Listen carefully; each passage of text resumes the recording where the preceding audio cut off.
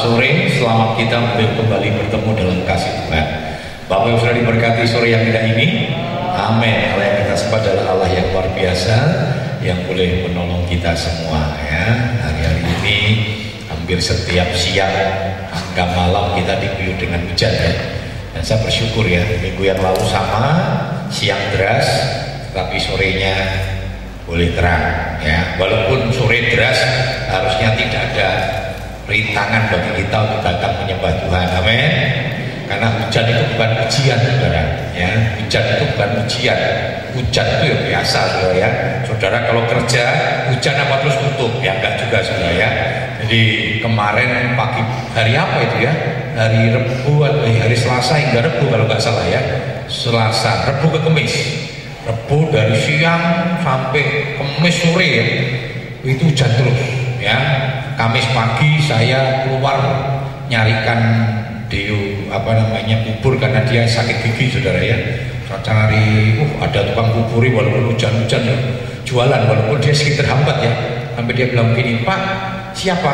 Lah ya pribur ya Pak, Jawa terjadi Natal, tapi tetap keluar, saudara, tetap jualan. Amin. Ke gereja mau hujan terus berdek, petir menyambar-nyambar, saudara harus tetap ibadah. Amin. Banjir sekalipun ya tetap ibadah ya. Di Jakarta banjir, saudara ya. Jadi mereka ibadah duduknya kakinya di atas, saudara, karena bawahnya banjir, saudara. Di cabang di kebun kacang tuh daerah Redang juga sama, saudara. Dulu kalau hujan banjir, pernah sekolah minggu ya banjir ya, tetap masuk terus libur, saudara ya, tetap ibadah, saudara ya. Ibadah terus memuji nama Tuhan. Amin. Puji Tuhan ya. Mari kita sama-sama dengarkan firman Tuhan. Tema firman Tuhan pada sore hari ini berubah. Ya, berubah. Nah, apa itu? Nanti kita akan lihat bersama-sama. Amsal 4 ayat yang ke-18. Amsal 4 ayat yang ke-18. Saya undang kita bangkit berdiri bersama-sama. Kita akan membaca bersama-sama Amsal 4 ayat yang ke-18. Kita mau baca sama-sama. 2, 3. Tetapi jalan orang benar itu seperti cahaya fajar yang kian bertambah terang sampai rembang tengah hari. Silakan duduk. Bapak Ibu Saudara, di dalam perjalanan hidup kita, setelah kita mengenal Tuhan Yesus, maka kita akan mengalami perubahan. Tetapi perubahannya itu bersifat progres ya. Jadi perubahannya itu bersifat progres, artinya apa? Meningkat, memiliki kemajuan ya, memiliki kemajuan. Itu kehidupan kita, seperti tadi dikatakan dalam Amsal 4:18, dikatakan kehidupan orang benar itu seperti terangnya pagi hari ya. Sudah kalau pagi hari kan terang mataharinya belum sempurna, saudara ya. Waduh, baru terang. Kapan mulai terang yang sempurna? Ketika tengah hari, jam 12. Itu terang yang luar biasa. Nah, kehidupan anak Tuhan itu selalu seperti itu, saudara. Ya, ketika dia ngikut Tuhan, mengenal Tuhan, maka dia akan mengalami perubahan. Baik itu perubahan secara rohani maupun perubahan secara jasmani. Ya, jadi berkat-berkat itu tidak hanya berkat rohani, saudara. Berkat yang Tuhan janjikan kepada kita itu berkat juga secara jasmani. Tuhan berikan kepada kita, walaupun nanti ukurannya itu bersifat relatif, betul? Ya, ukurannya itu bersifat relatif, tidak bisa kita samakan. Berkat jasmani untuk ukuran si A dengan si B itu berbeda-beda. Itu tergantung bagaimana kita sebagai anak-anak Tuhan itu memperbesar kapasitas kita ya. Bapak Saudara, goal perubahan kita kemana, saudara?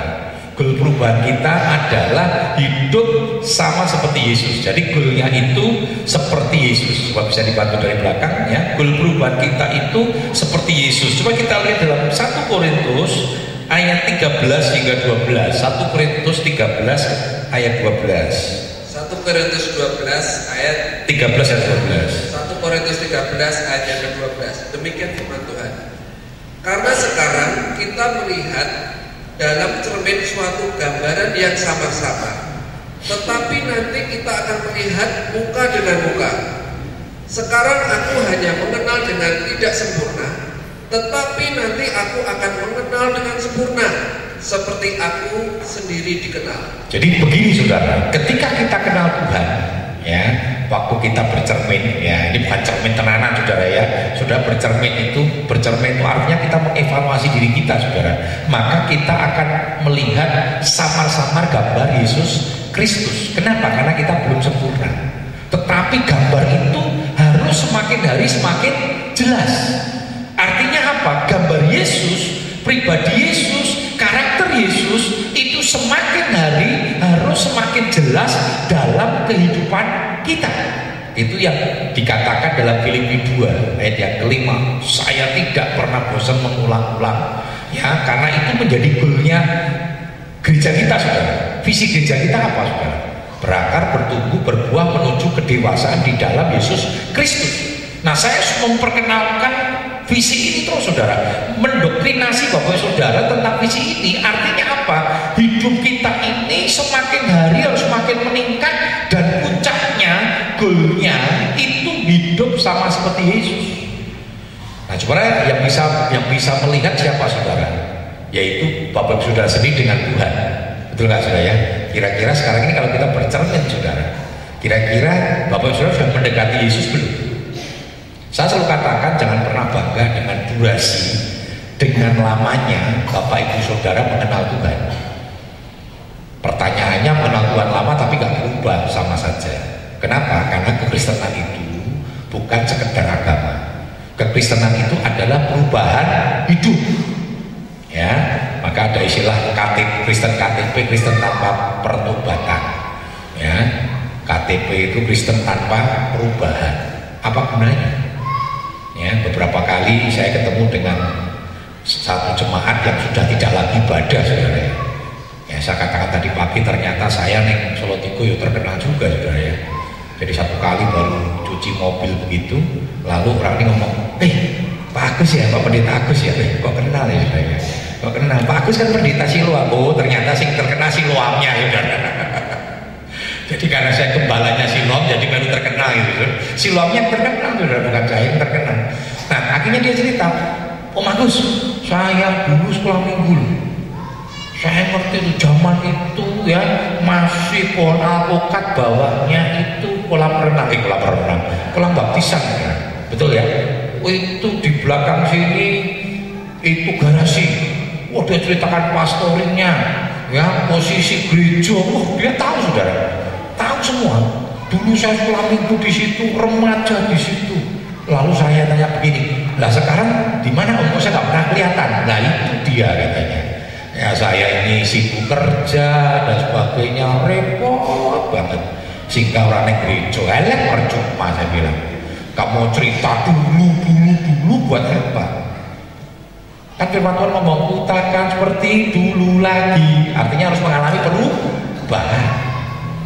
Kalau hanya kekristenan kita, jangan bangga saudara sudah kenal Tuhan itu puluhan tahun tapi nggak berubah. Buat apa? Kekristenan itu harus mengalami perubahan, dan step by step, hari lepas hari harus berubah. Hari ini harus lebih baik dari hari kemarin, hari besok harus lebih baik daripada hari ini. Kan dikatakan tadi jalan kurang benar itu terus progres, meningkat dari terangnya pagi sampai terangnya tengah hari, harus meningkat Bapak Saudara. Nah, perubahan yang pertama, ya, apa yang kita alami perubahan yang pertama adalah perubahan dari dosa menuju hidup yang kekal. Berulang-ulang saya sampaikan, saya tidak bosan-bosan saudara mengingatkan Bapak Ibu Saudara tentang hal ini. Mau diingatkan aja, ke dosa dianggap kayak makanan snack kan saudara ya, kayak dosa kayak snack saudara ya, sehari 5 kali saudara ya. Jadi buat dosa saya enak-enak dewi, padahal upah dosa itu ialah maut. Alah, mampus dosa saya kan kecil, korupsi paling 1.000, 200.000, waduh saudara, mau korupsi 1.000 mbok sak yuta itu padha wae. Lah nek ngono mending sak yuta sisan. Waduh, ora malah bertobat malah ini saudara ya. Jadi kehidupan kita harus hati-hati saudara ya, kita sudah diubahkan. Kenapa saudara ya? Coba kita lihat sama-sama di dalam Roma 6 ayat 23. Roma 6 ayat yang ke-23. Sebab upah dosa ialah maut, tetapi karunia Allah ialah hidup yang kekal dalam Kristus Yesus Tuhan kita. Perhatikan saudara, akibat dari dosa itu maut, mengerikan. Selalu saya ulang-ulang saudara ya, saya ingatkan ulang-ulang, maut neraka itu bukan tempatnya setan saudara, bukan tempat tinggalnya setan, tapi tempat hukuman bagi setan. Dan setan itu takut dengan yang namanya neraka.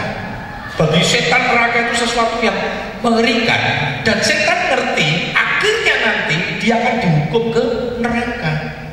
Makanya setan pengen nyakit, dia tuh benci sama Tuhan, jengkel sama Tuhan, tapi nggak bisa melawan saudara. Caranya bagaimana saudara? Yang dirusak siapa? Gambarnya. Siapa itu gambarnya? Kita ini saudara. Kita ini gambarnya Tuhan. Ya, orang kalau pacaran itu saudara ya, begitu pacaran putus, pertama kali yang dihancurkan apa saudara? Ya, begitu putus pacar yang pertama kali dihancurkan apa saudara? Foto-foto nih dulu yang bersama berdua, nek tidur tiap hari diliatin, begitu putus saudara diwek-wek, diidoni, ya diinjek-injek, diobong gitu saudara ya, langsung kalau berdua dipotong, disigar saudara, ning tangannya sih nempel ning gini saudara ya. Karena dia pegang begini, disikat tangannya si ono saudara, lupa ya. Terus waktu dia bilang, lu itu sopo, gue foto ini sopo, aku izin lah, tangannya sopo, gue saudara. Nah seperti itu setan saudara, dia nggak bisa lawan yang dirusak siapa? Gambarnya kita ini. Makanya setan pengen manusia itu jatuh dalam dosa saudara. Makanya digoda, dicobai saudara. Ya hati-hati saudara, dosa itu mengerikan, neraka itu mengerikan. Firman Tuhan katakan kalau ada orang yang dilahirkan dia masuk neraka, lebih baik dia nggak usah dilahirkan. Makanya firman Tuhan ngomong ya, kalau gara-gara matamu engkau tidak masuk surga, engkau masuk neraka, lebih baik apa sih? Dicungkil. Kalau gara-gara tanganmu kamu tidak masuk surga, lebih baik tanganmu dipotong, buntung rapopo, utuh nggak masalah, yang penting masuk surga. Kenapa? Betapa mengerikan neraka itu dan betapa berharganya surga itu. Dan Tuhan sudah kasih solusi. Yang oleh manusia, surga itu tidak ada solusi sebenarnya. Betul nggak? Karena semua manusia sudah berbuat dosa. Kan Roma 3:23. Semua manusia sudah berbuat dosa, semua manusia sudah kehilangan kemuliaan Allah. Tetapi ya kasih Tuhan itu yang menyelamatkan kita. Coba kita lihat sama-sama ya. Yesus itu mengubah saudara kebinasaan dengan hidup yang kekal. Kematian Yesus itu sudah mengubah. Harusnya yang kita binasa, tetapi karena kasihnya yang besar, karena pengorbanannya yang besar, kasih yang besarnya itu dinyatakan, diwujudkan dalam bentuk apa saudara? Kematiannya di kayu salib. Dan kematian Yesus di kayu salib sudah memberikan solusi bagi dosa.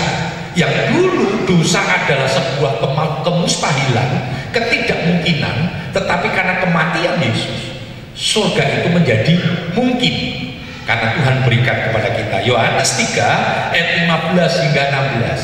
Yohanes 3 ayat 15 hingga 16.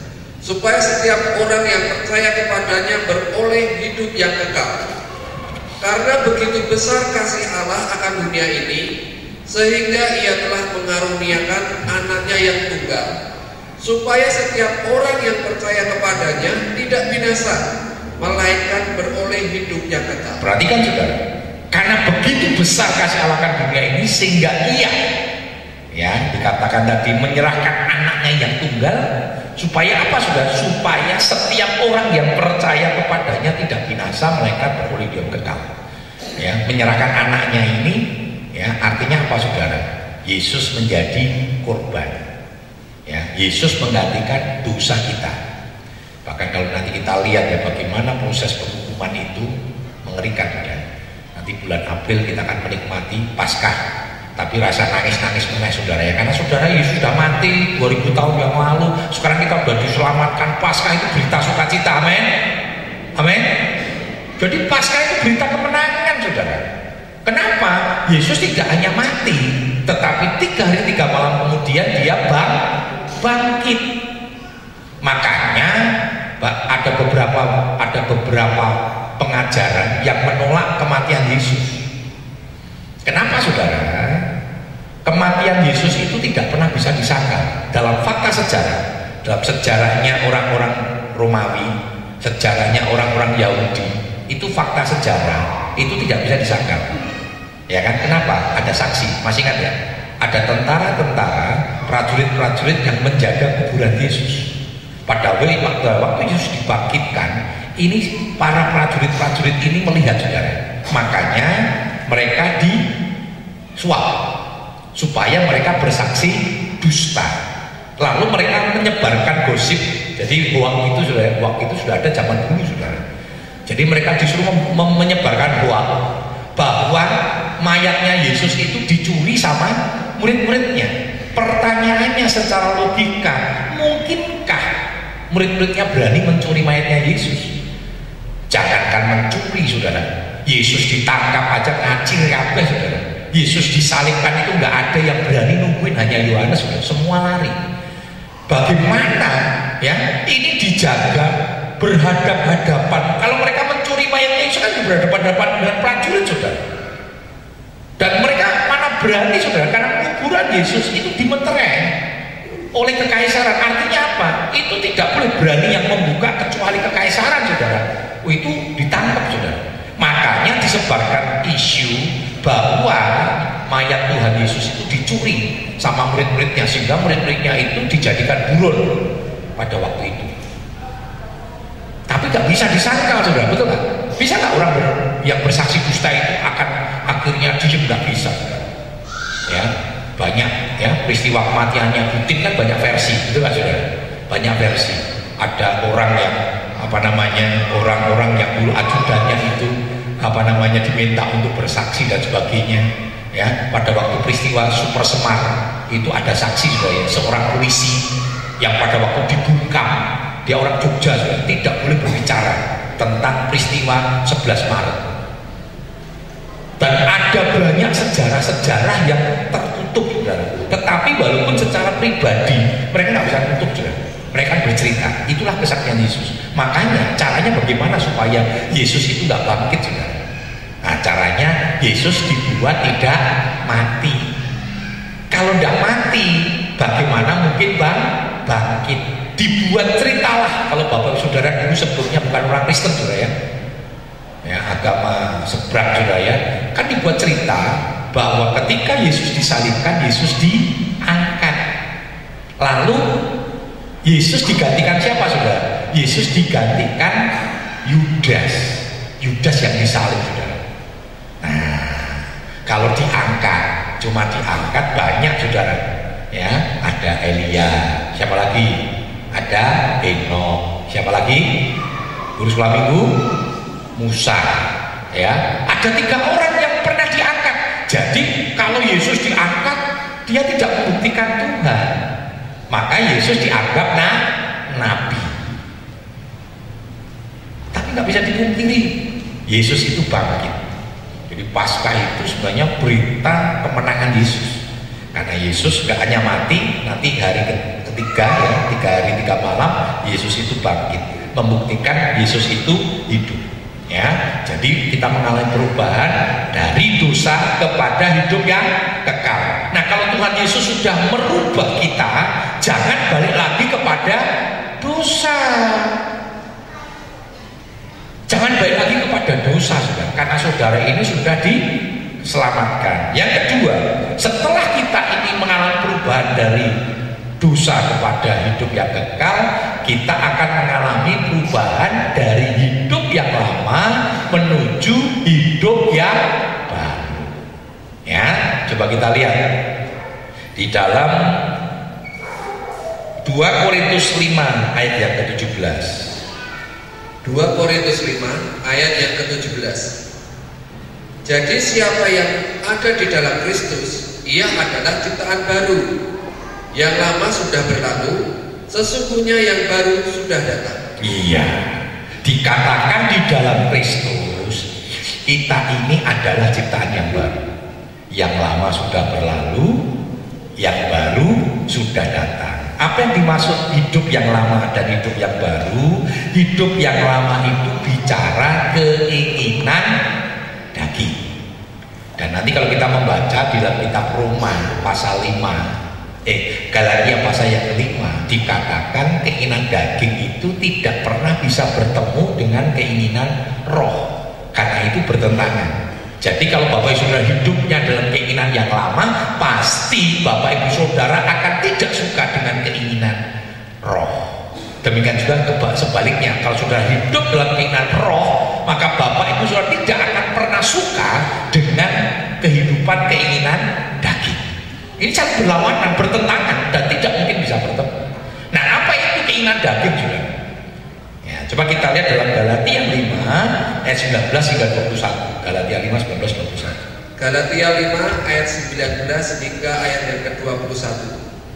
Perbuatan daging telah nyata, yaitu percabulan, kecemaran, hawa nafsu, penyembahan berhala, sihir, perseteruan, perselisihan, iri hati, amarah, kepentingan diri sendiri, percideraan, roh pemecah, kedengkian, kemabukan, pesta pora dan sebagainya.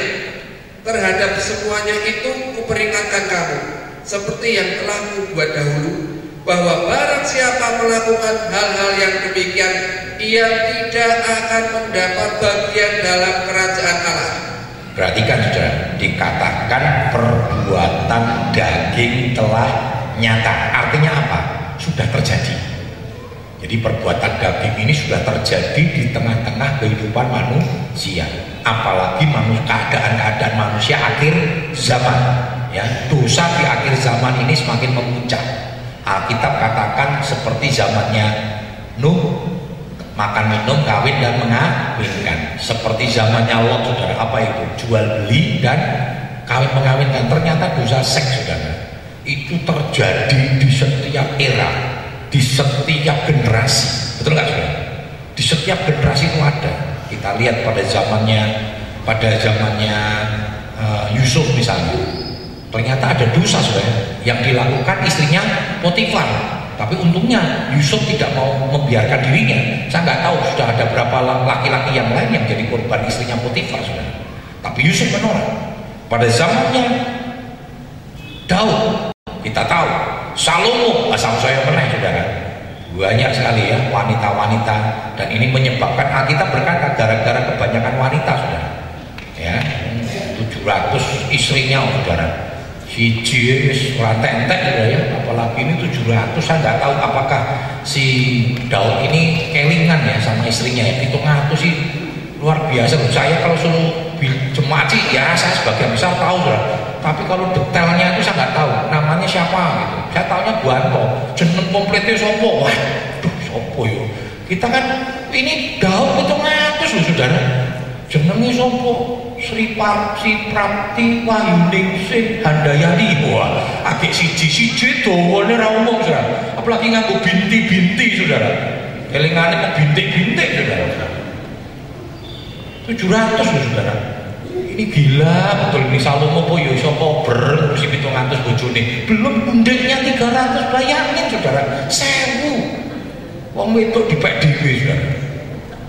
1000, saudara. Luar biasa ya. Tapi akibat ini apa, saudara?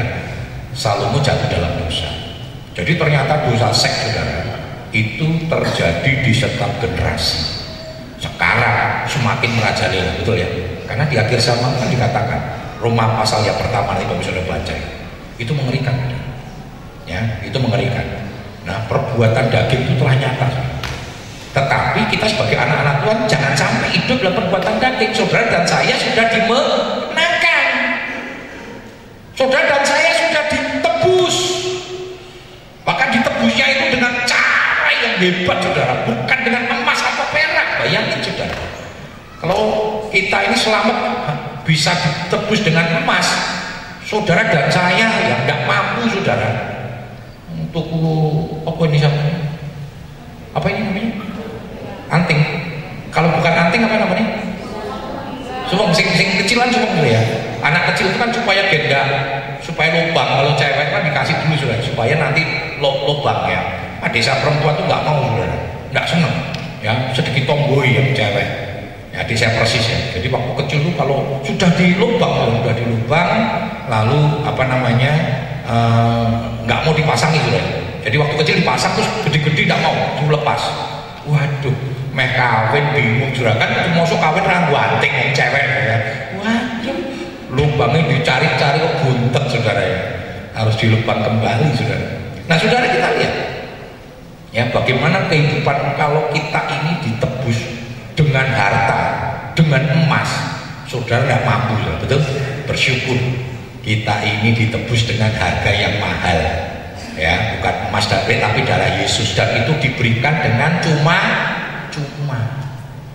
Jangan kita rusak kembali hidupmu, jangan seperti babi dikatakan ya, jangan berikan babi mutiara. Kenapa? Karena babi itu akan masuk kembali ke kubangan, sudah ke kotoran, nggak bertobat saudara ya. Karena itu kita harus hidup bertobat. Nah, hidup yang lama itu bertentangan dengan hidup yang baru. Kita diubah dari hidup yang lama menuju kepada hidup yang baru. Apa itu hidup yang baru? Hidup yang baru itu adalah keinginan roh.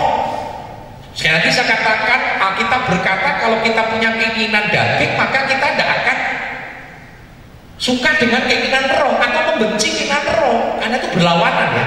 Demikian juga kalau kita hidup dalam keinginan roh, pasti Bapak Ibu Saudara nggak senang dengan keinginan daging. Nah, saudara coba koreksi dulu, evaluasi dulu. Kira-kira saat ini saudara senang yang mana? Senang yang daging tadi, ya, kecemaran, pesta pora, iri hati, dengki, perseteruan, ya, perseteruan itu konflik saudara ya.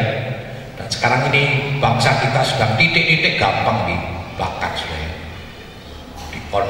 Konflik terjadi, konflik gampang diprovokasi dan sebagainya. Kenapa? Karena hidupnya masih dalam daging. Kalau hidup dalam roh tidak akan bisa diprovokasi. Jangan pernah mau diprovokasi. Amin. Dan jangan pernah jadi provokasi. Karena hidup dalam roh ini tidak akan seperti itu saudara. Coba kita lihat sama-sama dalam Galatia. Nah, lanjutannya saudara. Tadi kalau itu keinginan daging, sekarang keinginan roh. Galatia 5 22-24. Galatia 5 ayat yang ke-22 hingga ke-24. Tetapi buah roh ialah kasih, sukacita, damai sejahtera, kesabaran, kemurahan, kebaikan, kesetiaan, kelemah lembutan, penguasaan diri. Tidak ada hukum yang menentang hal-hal itu. Barang siapa menjadi milik Kristus Yesus, ia telah menyalibkan daging dengan segala hawa nafsu dan keinginannya. Perhatikan saudara. Tetapi buah roh apa saudara? Kasih. Nah, jadi kita nggak bisa ngomong gini saudara. Oh, saya baru punya kesabaran. Oh, saya baru punya kelemah lembutan, penguasaan dirinya belum. Nggak bisa. Buah roh ini sifatnya komplit. Kasih.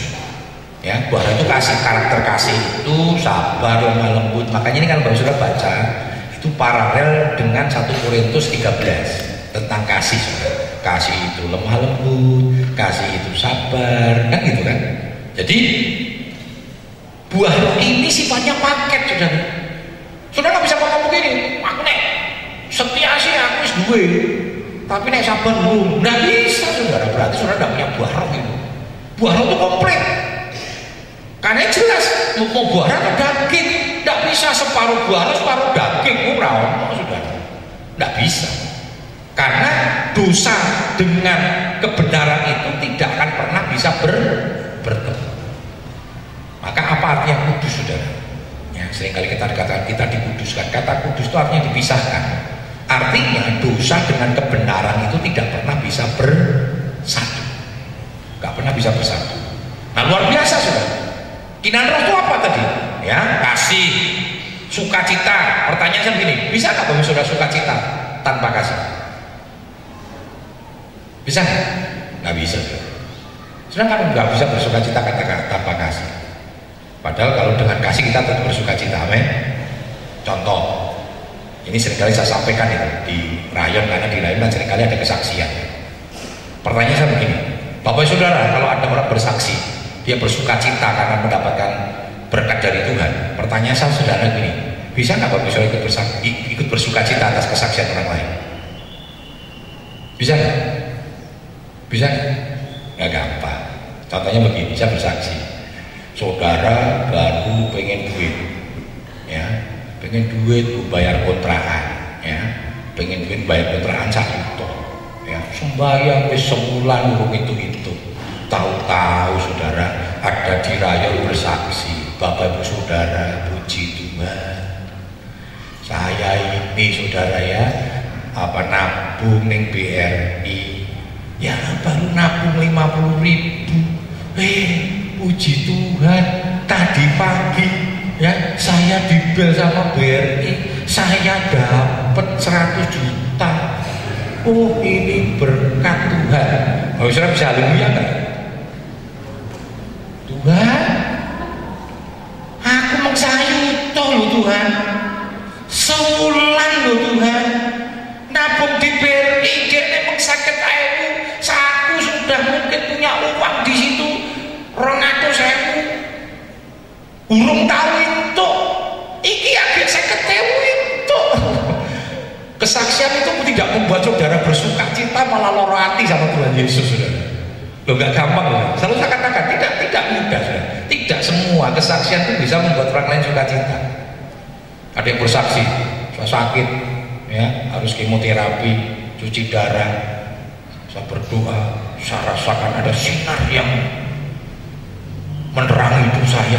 Waduh, saya rasa sembuh. Saya cek di rumah sakit, puji Tuhan, ternyata penyakit saya hilang. Sing tepuk tangan cek sehat, asing loro, Tuhan, dene aku ke orang. Ya, betul nggak saudara? Lo nggak gampang. Kalau nggak punya kasih, nek punya kasih kan senang. Walaupun saya nggak sembuh, ada orang lain sembuh, bersuka cita. Walaupun aku ratu duit, ada orang lain dapat duit, kita tetap bersuka cita. Amin. Walaupun saudara. Makanya dasarnya kasih, saudara. Coba kita lihat ya. Sabar. Bisa nggak sabar tanpa kasih? Kenapa bisa sabar? Karena kasih. Ayo, istri-istri kan ditanyai ora sabar ke bojone sebenarnya supaya nek lah jambak ini. Tapi kalau sampai hari ini sabar karena saudara mengasihi, amin. Nggak bisa kalau tanpa hadir, sumbernya itu kasih. Kasih itu menjadi dasar. Kesabaran, kesetiaanmu, kelemah lembutanmu, bahkan sampai pada akhirnya penguasaan di diri. Nah, ini hidup baru, saudara. Jadi yang pertama berubah dari dosa kepada mau. Yang kedua berubah dari hidup yang lama menjadi hidup yang baru. Sampai di sini coba cek dan dicek. Kita sudah sampai pada titik itu enggak, saudara? Atau masih hidup lama? Ya bertobat, saudara, kuncinya. Enggak bertobat percuma, saudara.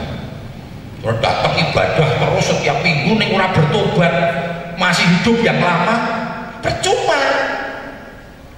Yesus mati itu supaya kita berubah, saudara. Supaya kita berubah dari neraka kepada hidup yang kekal. Ya, nah sekarang yang ketiga, saudara. Yang ketiga ini perubahannya apa, saudara? Perubahan, ya, bisa dibantu dari sana. Perubahan dari bayi rohani kepada dewasa rohani. Ya, dari bayi rohani kepada dewasa rohani. Bapak saudara kalau punya anak, ya, punya anak gitu ya, bayi gitu ya, bayi itu harapannya apa, saudara? Biasanya kalau biasanya saya seringkali kalau sudah ada cuma yang punya anak ya, ada berapa bulan saya tanya gini, wis iso apa? Urung iso apa? Loh, wis setahun tengkurepe urung iso, saudara. Bermasalah? Bermasalah, betul? Bermasalah, saudara.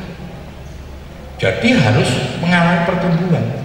Kehidupan rohani yang sehat harus mengalami pertumbuhan. Coba kita lihat sama-sama dalam Ibrani 5, 12-14. Ibrani kelima ayat 12, 3-14. Sebab sekalipun kamu ditinjau dari sudut waktu, sudah seharusnya menjadi pengajar kamu masih perlu lagi diajarkan asas-asas pokok dari pernyataan Allah, dan kamu masih memerlukan susu, bukan makanan keras.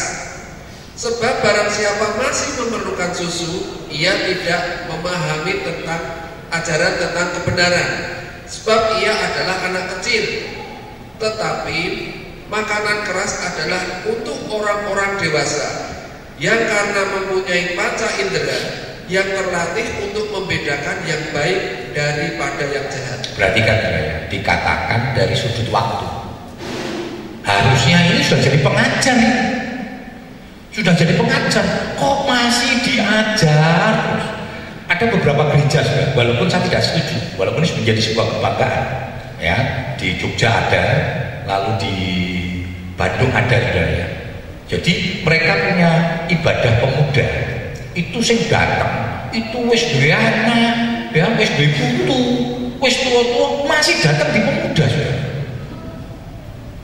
Indonesia lagi di Jogja sekolah minggu. Jadi ada kelas di mana sekolah minggu ini wong tua duwe anak masih di situ. Lalu pertanyaan saya begini, lo kenapa kok nggak naik? Waduh, saya merasa mau meninggalkan sekolah minggu ini iman. Oh, di sini diajarkan sekolah minggu diajarkan apa toh? Bapak saudara, kita mau mendengarkan cerita Yunus. Mosok cerita seperti itu. Wis tua, wis gerang saudara. Sekolah minggu, tapi waduh ini bangga sekali. Pengurusnya bangga, waduh, dia merasa berhasil. Saya bilang orang berhasil. Berarti kamu tidak berhasil meningkatkan. Maka di sini harus sehat saudara. Dari sekolah minggu, remaja, pemuda, firmannya disesuaikan kan? Firmannya disesuaikan. Nanti kalau sudah wanita, masuk pria. Di pria kita kan bersama berbicara tentang sebagai seorang laki-laki, sebagai seorang suami, sebagai seorang imam, kan gitu sudah. Harus meningkat. Ini enggak bantet saudara. Sekolah minggu terus, ya. Katanya bagus, dia cerita sama saya bangga waktu saya pernah lihat itu bagus. Ya ampun, saya bilang ini pengantar ya? Bukan Pak, ini kelas sekolah minggu. Ya ampun, saya bilang. saya bilang, saya nggak bangga deh, saya nggak bangga. Saya bilang. Ini masalah orang bertumbuh namanya sudah. Harus bertumbuh, amin. Kita paling pertumbuhan, jangan terus. Coba sudah lihat ya, kira-kira Kristen kita sudah berapa tahun? Oh sudah 20 tahun. Tahun awal waktu jadi anak Tuhan, kadang sih ngambek saya. Wah dilongke nesu. Wah lipstikmu ke abangan loh, kurang hijau atau nesu. Wis rasane hijau. Opo? Ya wis sudah nesu. Dilongke nesu. Ya wis kok. Wong sing lambe-lambeku, saudara, bibir-bibirku ora seneng yo karepku. Kan gitu sudah. Dilongke nesu saudara. Ya sana ya salah kalau di motor delok saudara ya. Nggak masalah. Ngono nesu sudah 20 tahun diloke meneh saudara. Kelambimu ora cocok, ora mixing. Matching. Ora matching katanya. Dhuwur kuning isor ijo katanya. Kayak bakjo wae, jambule abang. Ya kok jambule aku lagi ijo sudah. Ijo kuning biru sudah. Kuning abang kayak bakjo sudah. Bakjo berjalan. Nesu. Ya, ora usah nesu sudah. Itu masih bayi rohani sudah. Betul nggak? Orang mutungan itu biasanya bayi rohani atau dewasa rohani. Pernah lihat anak-anak kecil? Anak kecil, makanya gini saudara, kalau ada anak-anak ribut ya, anak-anak di sekolah minggu berantem, ora apa-apa, wong tuane jangan ikut nesu ngabak sekolah minggu ya. Anak saya digerebek, kayak telur deh dipini katanya, urus sekolah minggu udah bener. Wah ribut ya, orang tuanya pas sing nganter sing ngrawuh itu datang orang tuanya, iso ngajar anak orang katanya. Neng gereja berantem saudara, gurunya malah kasih ronde saudara, ronde pertama, ronde kedua kan repot saudara. Hati-hati loh saudara, nggak usah ikut. Ribut, wong tuane masih tenang, masih jutaan, seminggu anaknya sudah rangkul-rangkulan. Di kota Solo, Bu Ika suka nganter Noel ya. Ada temennya Noel itu orang tuanya berantem sudah. Jadi gara-gara anak ribut, wong tuane malu ribut sudah. Sampai sambuan makanan tuh ya. Ini baru dulang ribut. Kalau kencang, grau-grauan. Saya waktu itu gak datang, istri saya yang cerita soalnya, saya tak tepuin. Ayo mbak, terus mbak, irungi. Cakwe tua kok orang ngerti tuani. Ini bayi wani sudah, betul nggak? Ribut berantem, neng-nengan sudah. Sampai lulus, sampai SD neng-nengan. Anak wis gandeng-gandengan sudah. Malah anaknya lebih dewasa daripada orang tuanya.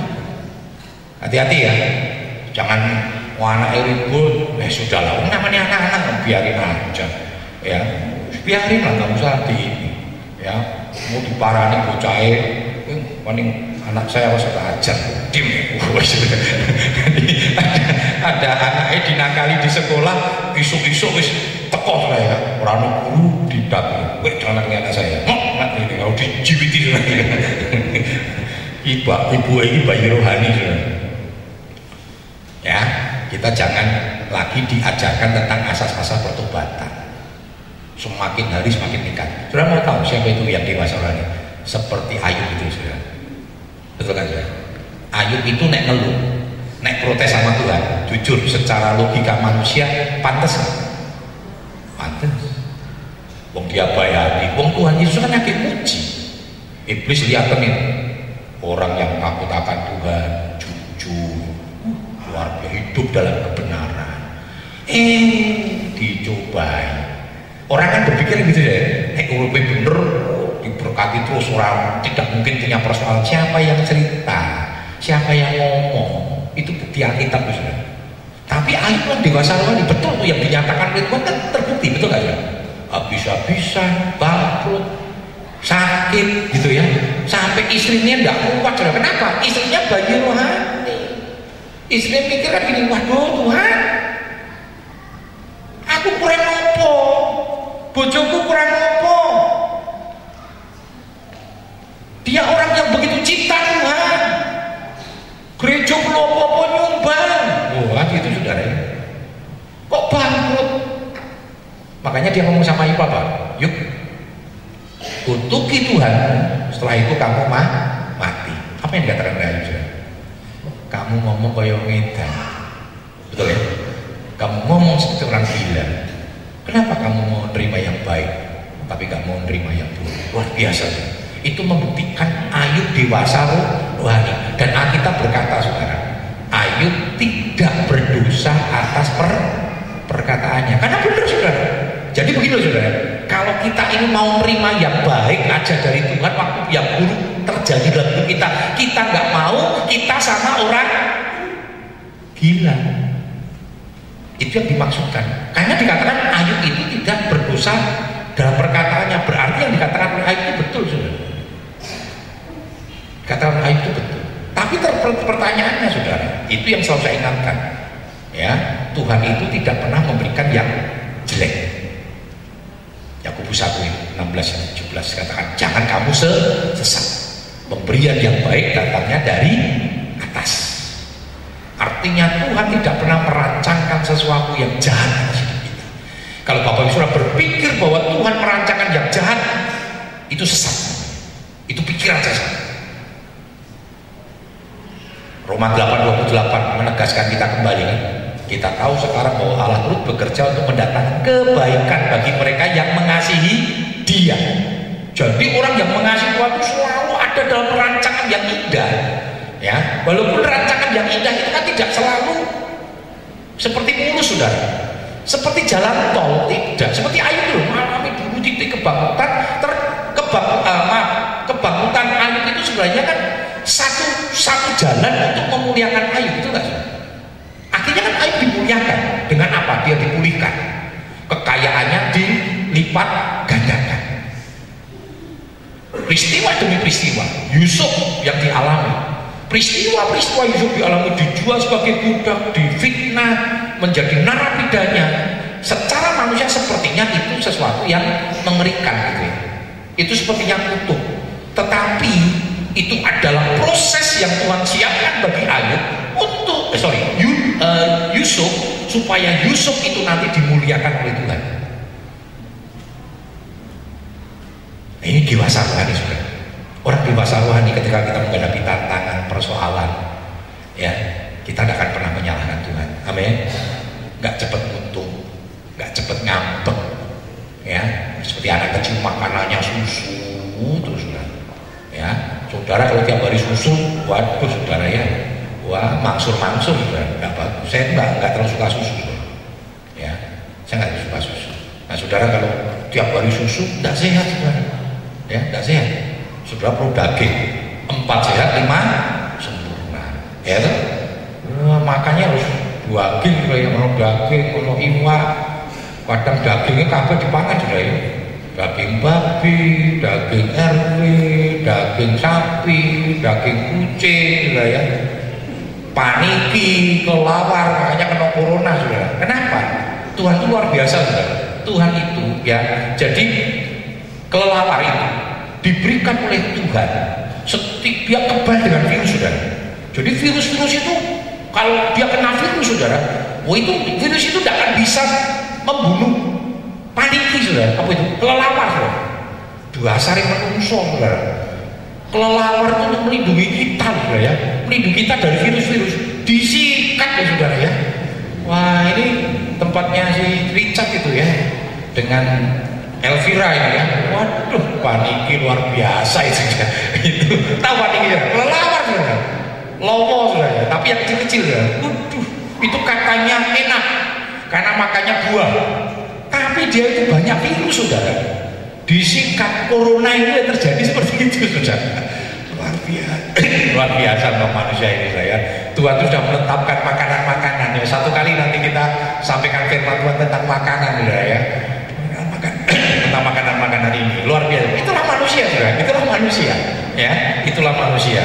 Nah selanjutnya saudara, perubahan itu harus menuju kedewasaan seperti Yesus ya. Jadi perubahan itu goalnya tadi di awal sudah saya sampaikan, itu harus mengalami perubahan kedewasaan sama seperti Yesus. Coba kita lihat Efesus 4:13-15. Efesus 4 ayat yang ke-13 sampai dengan yang ke-15.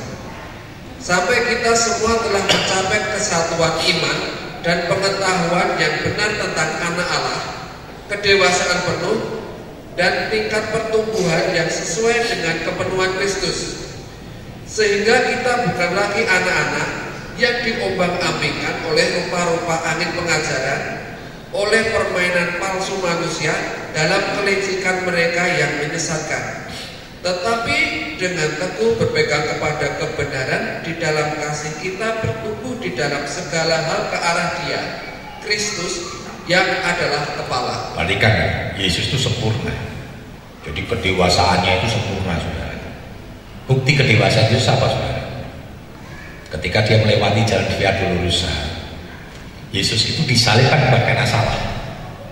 Yesus itu disalib karena dipersalahkan oleh orang-orang Yahudi yang mereka sakit hati karena kehadiran Yesus itu menyebabkan imam-imam ahli Taurat tidak menjadi populer lagi.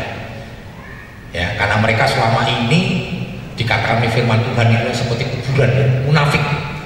Mereka menuntut umat untuk berbuat sesuatu tetapi dia tidak pernah melakukannya. Maka Tuhan katakan mereka itu seperti kuburan, luarnya bagus tapi dalamnya kerangka. Itu munafik. Yesus hadir dan akhirnya Yesus dipersalahkan. Masih ingat Yesus dihakimi dengan 3 sistem pengadilan. Yesus lolos, akhirnya Yesus tidak ditemukan kesalahan dan akhirnya Yesus dipaksa, dieksekusi paksa. Saya mau tanya saudara, kalau Bapak bisa difitnah sama orang, apa yang kira-kira ada dalam hati saudara? Kan seringkali kita difitnah, disakiti, doa kita sama Tuhan, Tuhan bela umat-Mu. Seperti firman-Mu berkata, kalau Allah di pihak kita, siapa lawan kita? Aku difitnah Tuhan. Udah lama saudara dengar kabar, Pak Agus sing mitnah Pak Agus, sing seringkali menyakiti Pak Agus, tadi pagi ketabrak di pasar sapi. Oh haleluya. Terus kesaksian, Bapak Ibu Saudara perhatikan ya. Itulah kalau berani ada orang-orang menjamah orang yang diurapi Tuhan, mensolimi orang-orang yang diurapi Tuhan, tabrakan gue saudara.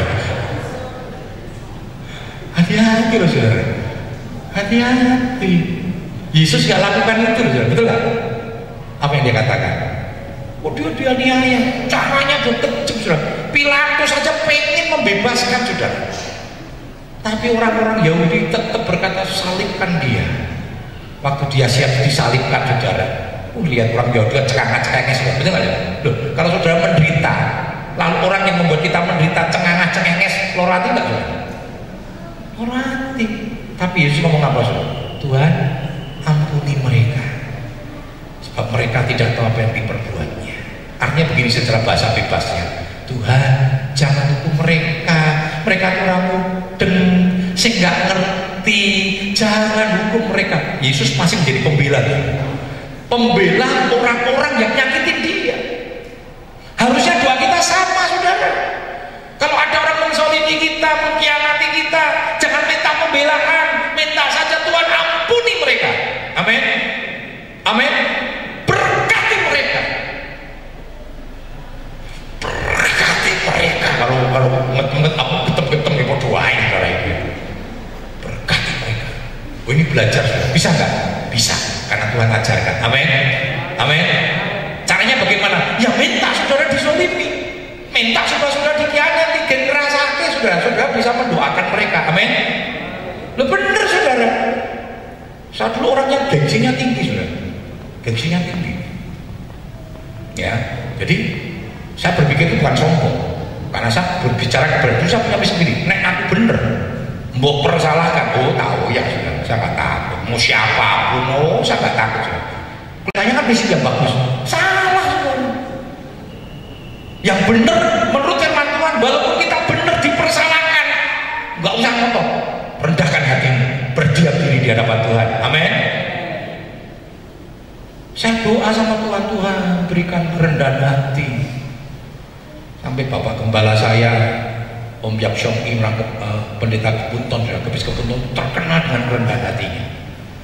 Waktu dia sakit sudah, jadi sebelum meninggal dia sempat koma selama 8 bulan.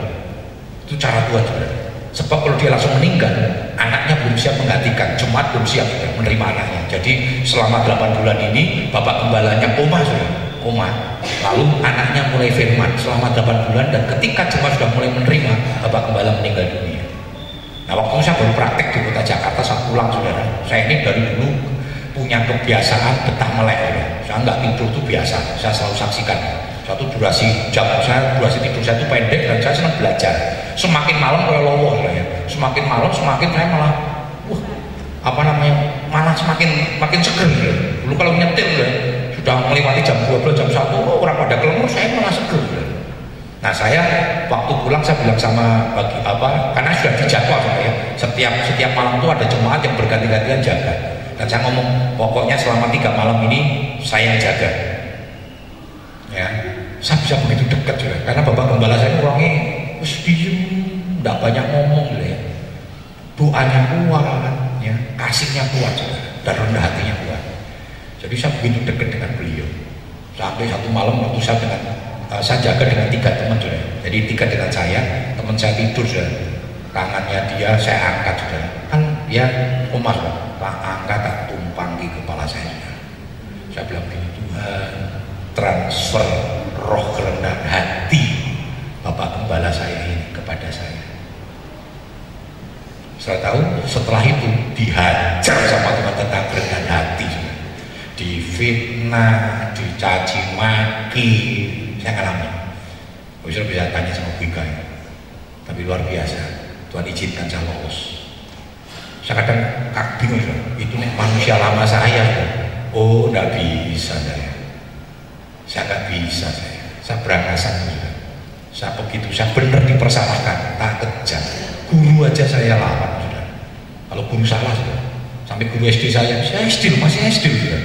Saya pernah protes karena guru saya, ada teman saya yang kan kadang gitu ya, di kelas itu kan ada sing wajahnya apa noni sing cakep gitu saudara. Nek saya dulu sih pengelak saudara, aku disenengi rambutnya rambut jagung saudara. Ya rambut jagung itu bukan karena kayak londo, bukan. Mana nganggu itu kan rambut saya apa namanya jegrag saudara. Supaya nggak jegrag dikasih pomade, tahu ya? Zaman dulu ada pomade, sekarang nggak ada pomade saudara. Pomade itu mereka mendem hijau mengket saudara. Pokoknya kalau saya dikasih pomade terus melitis saudara. Tapi tiap hari wis dikai pomade, dikasih sinar matahari, wakire abangnya abang elek banget saudara. Ya, makanya saya bersyukur waktu kecil saya senang moto-moto saudara. Dan saya bersyukur waktu kelas 6 SD ada banjir foto nila kabeh. Oh haleluya. Jadi Bu Ika tidak pernah lihat foto saya waktu ngilani saudara. Ya, saya nggak punya foto itu saudara, nggak ada fotonya. Nah saudara, kita lihat bersama-sama bagaimana proses itu. Ya, saya pernah sampai kemarin waktu reuni saudara ya. Terus saya diminta begini, ayo aku coba, kamu ini satu-satunya loh teman murid saya jadi pendeta, kamu kesaksian gitu. Saya kesaksian saudara, saya bilang, ibu ingat nggak Bu, ibu pernah berbuat salah saudara. Saya wani, saya pendeta, dia kan bukan pendeta, saya pendeta, ngeyel tak kayak firman saudara. Ya, walaupun dia mantan guru saya, ibu pernah berbuat salah, kenapa? Ibu pernah ya ada, itu kebetulan teman saya datang, namanya Eri ini pun tidak ditegur sama ibu, tetapi ada teman yang lain itu ditegur sama ibu, nilainya malah habis di sana. Ibu ingat enggak? Iya Gus, saya mohon maaf ya Gus ya.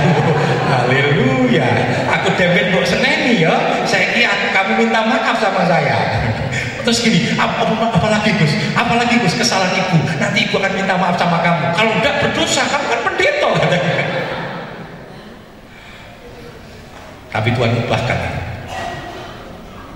Mau? Amin. Yang ngerti kelemahan kita siapa saudara?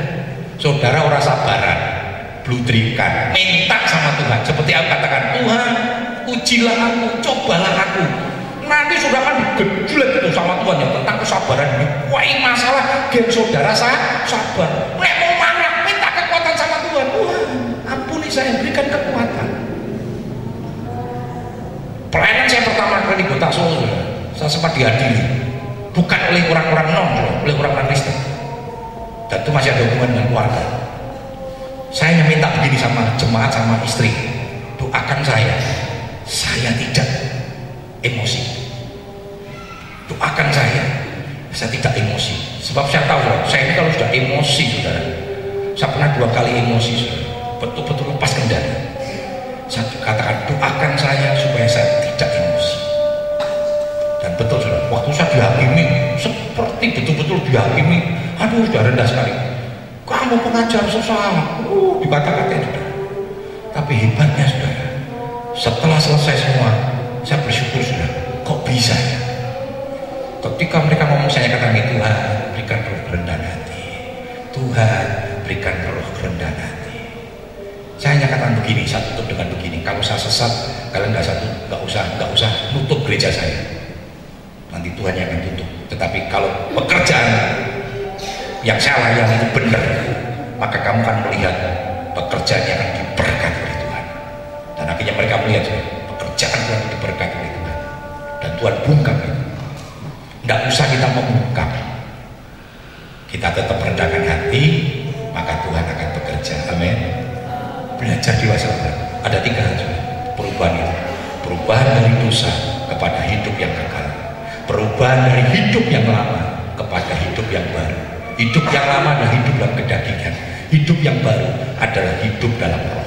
Dan yang ketiga, kalau kita mengalami semua itu, maka kita akan berubah dari bayi rohani kepada dewasa rohani. Luar biasa saudara. Kalau kita semua dewasa rohani, luar biasa. Itu indah, dan itu yang menjadi kerinduan kita semua. Amin. Itu yang menjadi visi gereja kita, berakar, bertumbuh, berbuah menuju kedewasaan di dalam Yesus Kristus. Itu tugas saya. Tugas saya membawa setiap jemaat untuk mengalami kedewasaan di dalam Tuhan. Puji Tuhan. Mari kita bangkit berdiri. Kita memujikan Pujian hidupku bukannya aku lagi, kita nyanyi dengan sukacita ya. Hidupku bukannya